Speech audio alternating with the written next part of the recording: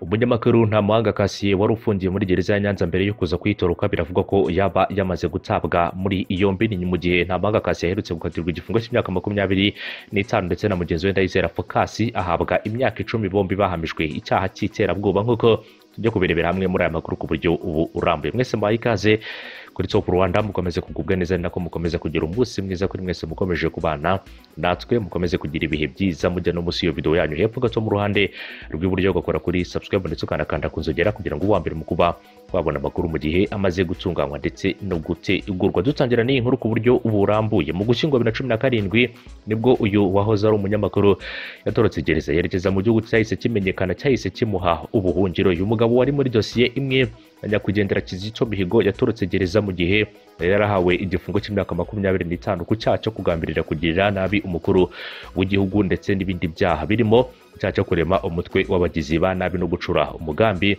w'ibikorwa by'iterabwoba. Amakuru akomeje gukwirakwira ku mbuga nkoranyambaga hano mu gihugu cy'u Rwanda. Ni amakuru avuga ko Ntamuhanga Cassien yafatiwe i Maputo mu gihugu cya Mozambique aho yari yarahungiye mu ntangiriro z'uku kwezi, kandi nibwo rero urugereko rwihariye rw'urukiko rukuru ruranisha ibyaha mpuzamahanga n'ibyambukiranya imipaka rwahamije rero ibyaha by'iterabwoba abarimo Ntamuhanga Cassien ndetse n'abandi bantu. Ni ibyaha rero bifitanye isano n'umugambi wo gucura ibisasu byo mu bwoko bwa dynamite byagombaga rero guterwa mu mujyi wa Kigali n'ahari ibigega bya lisansi. Ntamuhanga rero waburanye adahari yanishijwe igifungo cy'imyaka 25 agomba kuza kurangiriza mu Rwanda rero mu gihe yaba yatawe muri yombi koko. Ikindi kandi nuko aba bagabo bagera kuri babiri yaba Ntamuhanga Cassien ndetse na Ndayizera Phocas hamwe rero n'abandi 12 bari bakurikiranyweho ibyaha bitatu bishingiye ku mugambi wo gucura ibisasu byagombaga guterwa muri Kigali ahari ibikorwa remezo by'amashanyarazi ndetse no ku bigega bya lisansi. Ubu ngubu rero uko ari 14 baregwa ibyaha bitatu bifite ivano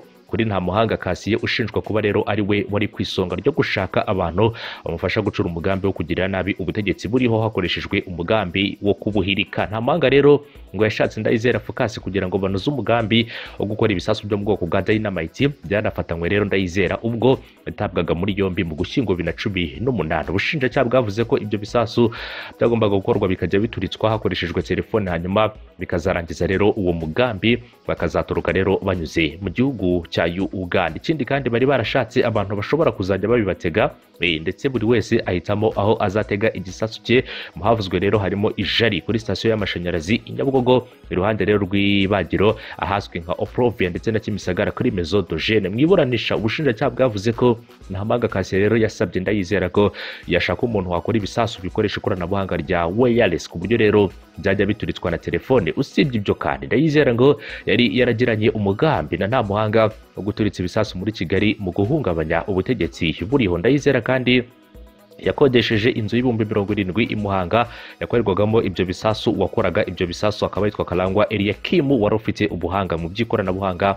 Akaba rero yaraziranye na Ndayizera bishingiye ku mishinga yakoraga, undi akayikoraho rero inkuru ubwo yakoreraga ikinyamakuru BBC. Urukiko rwavuze ko Ntamuhanga yashinjwe rero na Ndayizera haba rero mwibazwa mu bushinjacyaha ndetse no mu bugenzacyaha, ndetse ikindi kandi no mu rukiko bishingiye ku kwaba rero yemeza ko bagiranaga ibiganiro ababaza rero niba yabona umuntu ushobora gukora ibisasu. Ngo Ndayizera na Karangwa bakoze igiteranyo cy'amafaranga akenewe kugira ngo bakore ibyo bisasu basanga ari ibihumbi 15 by'amadolari ya Leta Zunze Ubumwe za Amerika, ariko rero bababwiye ko Ntamuhanga ababwira ko ari menshi ko bishobora gukorwa rero ku 1,500. Urukiko rwavuze ko kandi Ntamuhanga yoherejeje Karangwa amadolari 575 ya Leta Zunze Ubumwe za Amerika yo kugura ibikoresho ngo atangire gukora ibyo bisasu. Aya mafaranga yohereje rero mu gushyingo 2018. Ndayizera ndetse na Karangwa kandi rero ngo bemeye ko rero mu biganiro bagiranaga bakoreshaga imvugo zizimije nk'imizigo rero ndetse n'ibinini mu kuvuga rero ibisasu. Umuti wa Kinyarwanda bakavuga ibisasu bikoreye ubwabo. Umuti rero wa kizungu bashaka kuvuga ni ikoranabuhanga rya telefone rishobora guturitsa ibisasu ndetse n'andi magambo. Urukiko kandi rwavuze ko hari ibimenyetso bigaragara koko Ndayizera ndetse na Karangwa bemeye umugambi wabo na nta muhanga wo guturitsa ibisasu hashingiwe ku buryo rero bisobanuye mu bugenzacyaha ndetse no mu bushinjacyaha. Rwavuze ko rero mwibazwa Ndayizera yavuze ko yashutse ndetse ko yandikiye inzego nkuru z'igihugu asaba imbabazi yabitekerejeho. Karangwa rero mwibazwa we yemeye icyaha ariko ngo ntiyarazi icyo ibyo agiye gukora bizakoreshwa ndetse ko atarazi ko uwo bavugana ari nta muhanga, kuko rero ngo bimenye umunsi umwe mbere y'uko afatwa. Urukiko rwavuze ko rero ibyo bemeye babazwa mu iperereza bishimangirwa n'ubutumwa bwa WhatsApp rero ubwabo buvuga ko bagiye bohererezanya na nta muhanga bugaragaza ubushakashatsi Ndayizera yakoze kuri Dynamite. Abagabo rero bikaba byaraje kurangira bakatiwe imyaka 25. Nta muhanga Cassien rero yahanishijwe igifungo cy'imyaka 25 kuko rero ari we watangije ubugambanyi.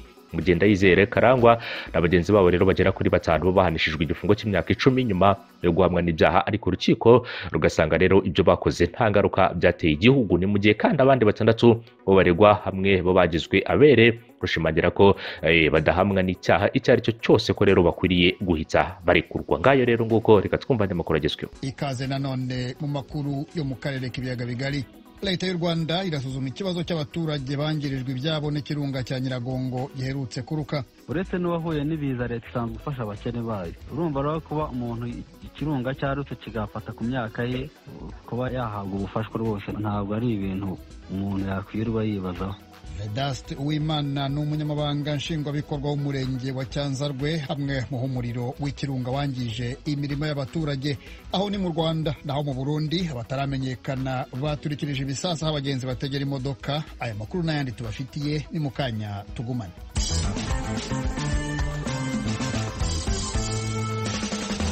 Duhereye mu Burundi, abantu bataramenyekana baturikirije ibisasu ahantu hatandukanye abagenzi bategera imodoka mu mujyi wa Bujumbura. Ibitero bibaye mu gihe Burundi by'umwihariko umujyi wa Bujumbura uberamo inama yo ku rwego ruhoraho rushinzwe ibibazo by'umutekano mu karere ka Afurika yo hagati. Eloge Willy Kaneza yaduteguriye inkuru.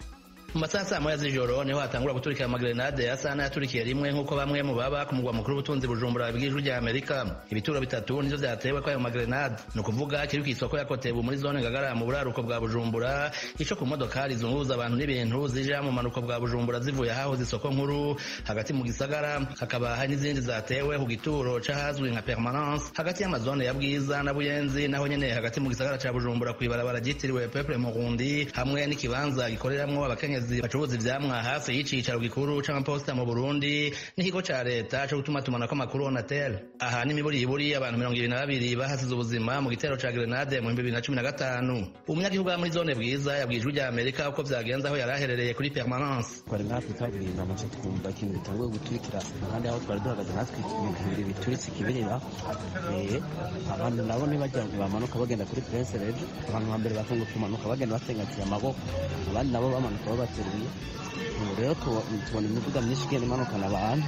Ntabwo twari tumenyereye nk'iyi minsi, ntabwo twari duherutse, byari biherutse nk'iyi minsi, ntacyo twoshobora kumenya ibyo babivako. Mwaheza kuza twe dufise ubwoba kuko tutazi ibiza gukurikira. Urabona ubu harasanga hari abapolisi bariko baragerageza kugira imiduga irengana bagabanya ambutiyaje gusa. Abajejwe umutekano ko boza baragerageza kwegera ahantu hari uruja n'uruza rw'abantu, hama tugasaba namwe zibanabi ko botuze. Inyuma y'ibi bitero abapolisi benshi b'urwego rujejwe kurwanya imigumuko bari kumwe nabo mu gisata kijejwe gucungira inzego z'igihugu, igipolisi cihuta gutabara Jemir hamwe na bamwe mu basirikare bakorera ku cicaro c'ibiro bikuru vya gisirikare hagati muri Bujumbura baciye banyagara. Amakuru twahawe n'abakunzi b'ijwi rya Amerika nuko abantu batari bake bakomeretse bakaba bajanywe mu bitaro bitandukanye ku mugwa mukuru w'ubutunzi. Abatatabawe n'abantu ku giti cabo bajanywe n'imodokari za polisi hamwe na za Rusehabaniha. Abantu bafite ubwoba bwinshi bariko bariruka batarabi iyo baja. Amahoni n'imiduga n'urwamo rwa za kizimyamwoto n'imiduga ya polisi nivyo vyumvikana gusa mu gisagara, n'abatwara imiduga isanzwe basa n'abataye umutwe. Ni kumwe mu batuye mu gisagara yabwijwe rya Amerika, ariko akaba atashimye ko umwidondoro w'umenyekana. Ubundi munyagihugu akorera Bujumbura nawe twavuganye muri ino joro atubwiye ko amabisi n'amatagisi atana kimwe carangwa aho yaciye, kandi ko abantu benshi bagizwe n'abakenyezi bacuruza ivyamwa bataha mu buraruko bwa Bujumbura no mu Gatumba hafi y'umupaka wa Kongo babonetse bagerageza gutaha n'amaguru. Ikindi ababikurikiraniye hafi batubwiye nuko abantu bataramenyekana igitigiri bahagaritswe cane bakaba bari mu bunywero n'uburiro. ku rubuga rwa Twitter ubushikiranganji bujejwe intwaro yo hagati busanzwe buvanganye n'ubw'umutekano bwitiranije ibitero n'iterabwoba bwemeza ko abantu babiri ari bo bamaze kwitaba Imana bukavuga ko umwe yaguye mu gitero cyo hagati mu gisagara ca Bujumbura undi nawe yapfa amaze kujanwa kwa muganga. Ubwo bushikiranganji bwemeje kandi amakuru y'abanyagihugu avuga ko abantu benshi bakomeretse. Umwe mu bihevyi yakomerekejwe na grenade yiwe akaba yafashwe, niko busozera bumenyesha.